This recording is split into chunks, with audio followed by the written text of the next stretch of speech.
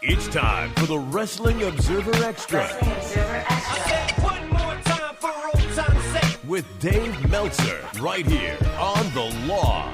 Live audio wrestling. And let's go. We're now smoking with the best. Welcome back. It is indeed The Law, going into our second hour. Tom Lawler still to come on the program. Tom Lawler, also a member of the Wrestling Observer family. And let's go to the dad of the Wrestling Observer family. The father figure. Yes, the father figure. That is Dave Meltzer. Hello, Dave. How are you?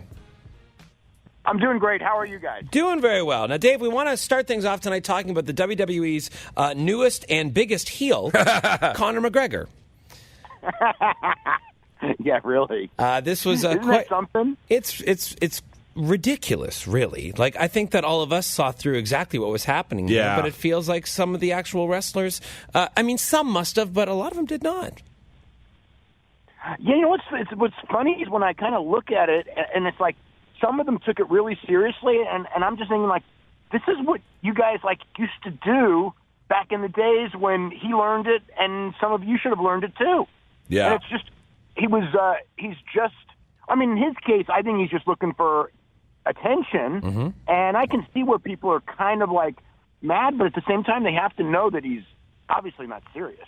But Dave, do you think it leads to something with WWE down the line?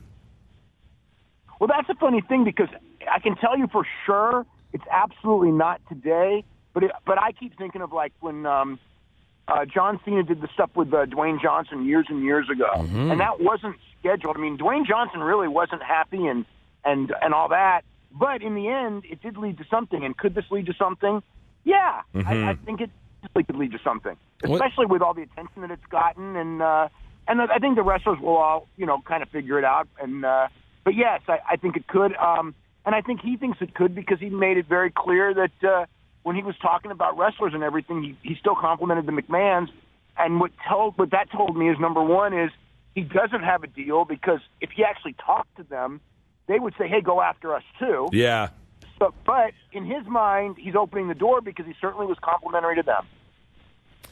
Well, we'll see where that progresses to. Now, actually, in the world of WWE, well, we're still kind of talking about an MMA fighter, or at least a former one, and that was we saw Brock Lesnar appear this week back on Raw, and Randy Orton cross over brands immediately, 1 week after the brand split, and also appear on Raw, and then vice versa on SmackDown. What was your take on the entire angle? Because we were 50-50 on it here.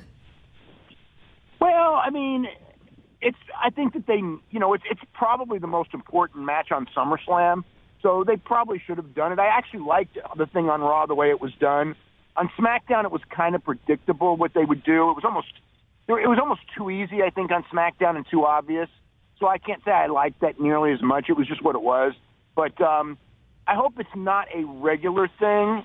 It was probably early in the game to do it, but they got a match in a couple of weeks, so you kind of have to do it, I guess, right? In that instance, yes. But then, they're previewing Raw for tomorrow night, and they're saying that Daniel Bryan is going to be on Raw. So, it looks to me like it's still going to continue. Yeah, well, they're going against the Olympics. There's always going to be something. Then they'll be going against football. But we've all been through this before, in that whole period. There will be shows where they're going to have both brands on. If you really think they're going to do a complete split, they may do it for a couple of weeks here and there, maybe, but there's always going to be some excuse or some reason that they're going to bring somebody. They're going to, John Cena is going to be on Raw again. It's just reality. And Brock Lesnar or whoever, Roman Reigns will be on SmackDown again. And so this week it's Daniel Bryan. Dave, in your opinion, looking back at SummerSlam and this Orton-Lesnar feud, does Orton win? Oh, man, I don't think so. I suppose if they're going to do a long-term program that Orton should win the first one. But I don't know. To me, the destination for Lesnar is, to me it's Samoa Joe. I doubt it is to them. Oh, yeah, I agree with you, Dave. Yeah.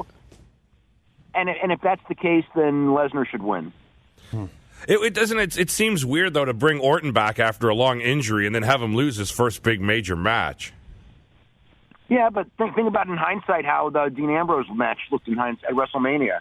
I mean, it's like now he's the world champion, and, Right. and Brock basically squashed him. Destroyed If him, nothing yeah. else, Brock should be wrestling Dean Ambrose if you're using any kind of logic next, right? So this should be setting him up for Dean Ambrose, but Dean Ambrose is on the other brand, and so I don't know what it means. But Brock Brock never got pinned to lose the championship, so whoever wins between Rollins and Finn Balor, in theory, Brock should be going after at Royal Rumble, and probably he should beat. But I guess you could make the argument that Randy Orton may be going after Ambrose, but I don't think that's happening right away. I think that Ambrose is probably going to be more likely with AJ Styles down. Once John Cena and AJ Styles are done. Well, and we've talked about that earlier in the show, Dave. So you got Ambrose and Ziggler, of which their feud was definitely heightened this week on SmackDown with that promo. But do you foresee them sticking together as a program beyond this one pay-per-view?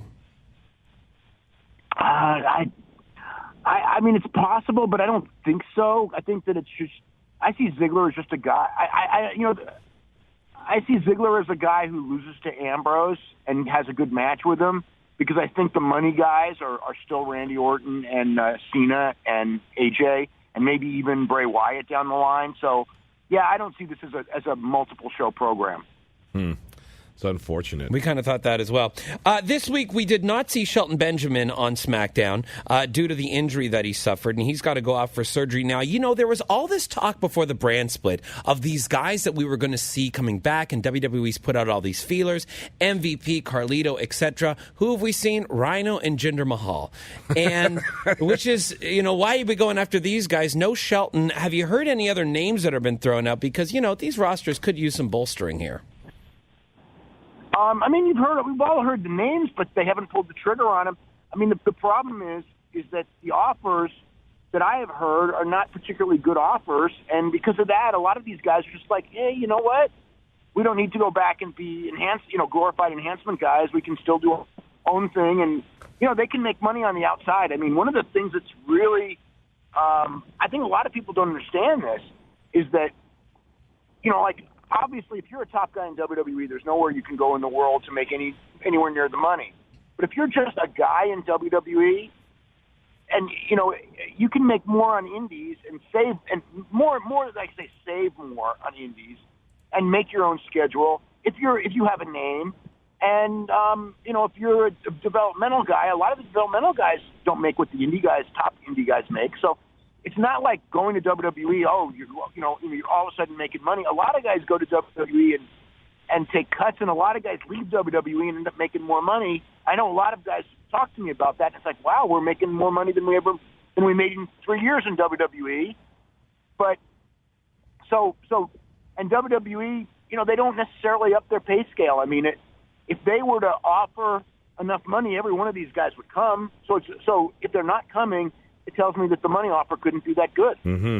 One guy we did see on Raw this week was Paul Heyman is back. Dave, I was just wondering if you had any details on his contract. Is it just by appearance? Is he on for? I'm just curious what his deal was. If you've heard anything. Yeah, I don't. It's not an appearance deal. I mean, he signed a new deal. I don't know all the details of it or anything, but he signed during the week before the show. He had signed. Yeah. Right. And, they were, I think that they probably waited until the end. I don't think they really want Brock to do long promos, and, Paul's the perfect guy, obviously. Yeah, he did another great one this week. Dave, flipping over to Ring of Honor, this Jay Lethal angle that they did with the head shave, etc., is one of the best of the year, I would say. What was your take on this? Yeah, I thought that the whole thing, the way that was done was really good. You could see it also with just the way the whole thing had built up, because it was not just all of a sudden out of nowhere. They had been, for weeks really, they'd been making Jay Lethal more and more babyface-ish. So, I think that they're the whole creative on that, with the Kyle O'Reilly match and the way Jay Lethal played it. I really like that Kyle O'Reilly match as far as, the two guys' storytelling and both of them, and the referee and the announcers and everything. I thought they really put together a very gripping program. Yeah, and again, I like you said, I thought they did a great way of getting Lethal to that babyface kind of role now, because he's played the heel for so long as champion, and they did it without, like, blatantly hitting you over the head. Well, it was a slow process to where you kind of they he's been champion for so long, and they want you to like him, but they didn't it wasn't how would I, like you said, hitting you over the head with it. It wasn't like so out of character. It was a slow thing, right? And the program had been built up, and the whole Adam Cole thing, and I like the touch of Adam Cole not getting another championship match, and then doing something so it's like you knew that when Nigel McGuinness said it that Adam Cole's getting a championship match, so you have to do something strong. Yeah. And so much time when you do that, you do something so weak, and you just go, God, that was weak. And this one, at least, it was very. It made sense. Yeah. All said and done. Yep. Flipping over to MMA, Dave, we had confirmation of the fact that UFC 204 is going to be Saturday, October the 8th, and Bisping and Henderson, the rematch is happening, and it is for the middleweight title. The thing is, Henderson says it's over after this. Do you think this is a wise move by the UFC? It's weird, but it's like there is a story to the match, and it's like if Dan Henderson at 45 is going to retire, I mean, the idea of giving him a shot at that championship, I mean, they could really create like a moment, like a really great moment that he could win, and he could beat Bisping. It's not insurmountable. It's like if he was fighting a Luke Rockhold or Weidman, I would go like, man, he's got almost no chance to win.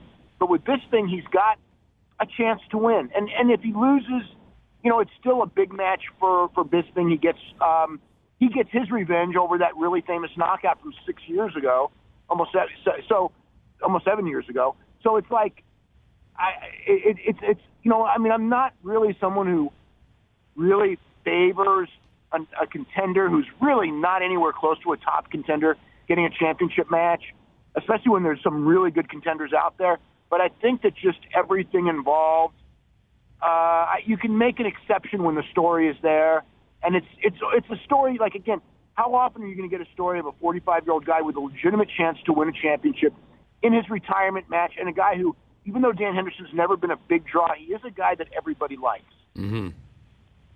Definitely true. Yep. And one final thing, Dave. GSP, Tyron Woodley, do you think it's going to happen? Man, that's a tough one. I don't know. You know what? It should. I mean, because it's like you can't. There's like almost no match is better, and there's certainly no match is better for Tyron Woodley than that match. So to me, if GSP wants it, that's another one where you go like, what a great story. GSP coming out of retirement, going for the title that he never lost, and it's been so long since GSP's fought that it's really a big deal him coming back. So to me, if GSP is willing to do that, I see absolutely no reason that match shouldn't happen because Woodley wants it. I mean, because again, Woodley could not get a bigger match payday-wise, nor a bigger win. And for GSP, it's like you can come back and win the championship and build up the Canadian market again. I like that match. Yeah, or he'll. Yeah, and the whole thing. Yeah, the one thing is like that UFC 200 prelims really showed the Canadian market isn't dead; it's asleep.